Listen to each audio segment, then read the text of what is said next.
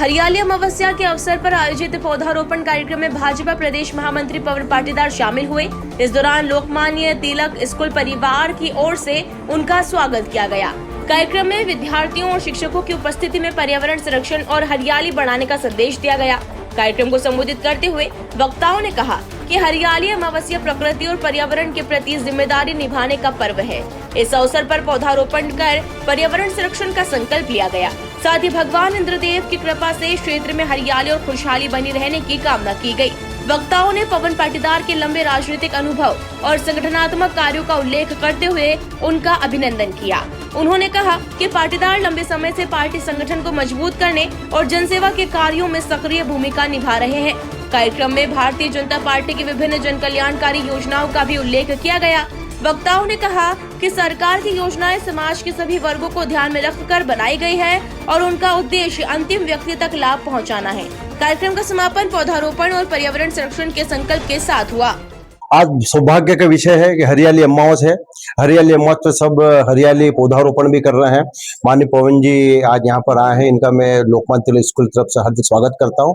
भगवान पचमढ़ी नगरी में आपका स्वागत करता हूँ। सारे बच्चे और स्टाफ की तरफ से आपका स्वागत करता हूँ। और ये सौभाग्य का क्षण है कि पवन जी पाटीदार मंदसौर नीमच जिला संयुक्त जिला था, तब से राजनीति में सक्रिय है।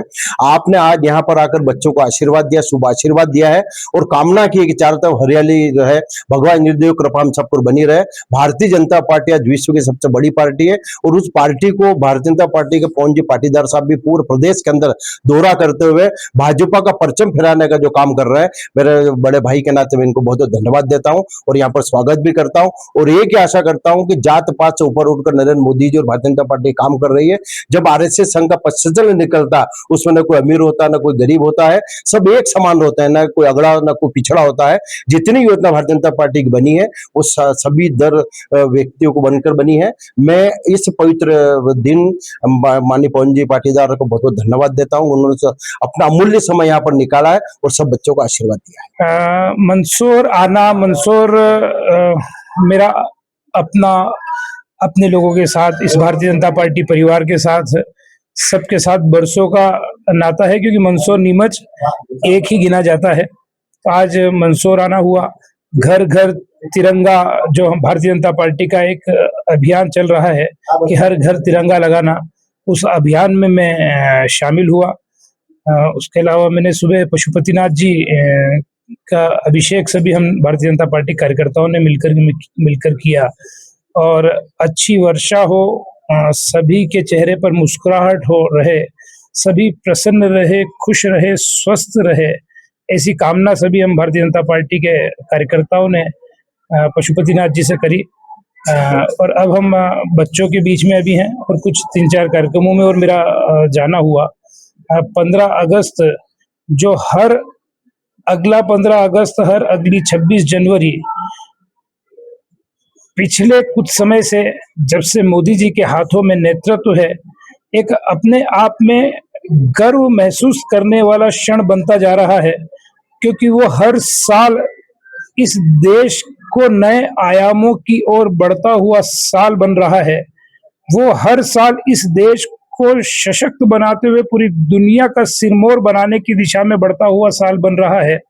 और हमें गर्व होता है कि हम उस नेता के नेतृत्व में, जो आज हमारे देश के प्रधानमंत्री नरेंद्र मोदी जी हैं, उनके नेतृत्व में हम समाज के लिए, देश के लिए भारतीय जनता पार्टी के माध्यम से काम कर रहे हैं। और इन सब कार्यक्रमों के माध्यम से एक राष्ट्रभक्ति के भाव और एक राष्ट्र के प्रति समर्पण के भाव, जो हमारे माध्यम से, हम सभी राष्ट्रभक्तों के माध्यम से, जो आज नीचे तक समाज में, बच्चों के बीच में, और ये उत्सव एक अद्भुत उत्सव के रूप में मनाया जाना चाहिए। आज हम भारतीय जनता पार्टी के माध्यम से उस भूमिका का भी निर्वहन करने का अवसर हम सबको मिल रहा है।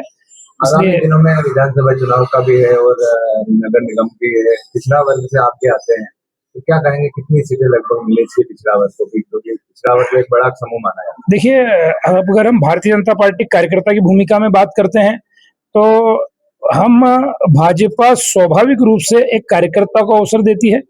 कहीं पिछड़ा, अगड़ा या कहीं अनुसूचित जाति, जनजाति, उसको लेकर सिर्फ हम अगर ये विचार करने लगे कि हमको इसलिए उतनी सीटें चाहिए, तो मुझे लगता है हमने ठीक से भारतीय जनता पार्टी को समझा ही नहीं, हम ठीक से भारतीय जनता पार्टी के कार्यकर्ता है ही नहीं।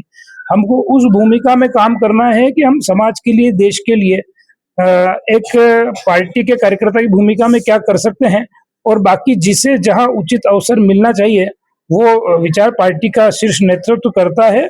और हम अगर देखेंगे तो आपको चाहे विधानसभा हो, चाहे वो नरेंद्र मोदी जी की टीम हो, उसमें भी आपको ओबीसी वर्ग के आज 27 मंत्री मोदी जी के साथ में ओबीसी वर्ग के हैं। आज बड़ी संख्या में विधानसभा में विधायक ओबीसी वर्ग के हैं। तो कहीं न कहीं जो अवसर की बात है तो वो सभी वर्गों को समाहित कर कर और भारतीय जनता पार्टी काम करती है। और आगामी चुनाव में भी भारतीय जनता पार्टी जिस प्रकार से लगातार सफलता के आयामों को छूती जा रही है, और जहां चुनाव होते हैं वहां भाजपा आती जा रही है और अन्य दल जाते जा रहे हैं, उसी प्रकार से आने वाले समय में भी एक अच्छे बहुमत के साथ में नगर पालिकाओं में, जनपदों में, जिला पंचायतों में और उसके बाद विधानसभा और लोकसभा में भारतीय जनता पार्टी जीतेगी।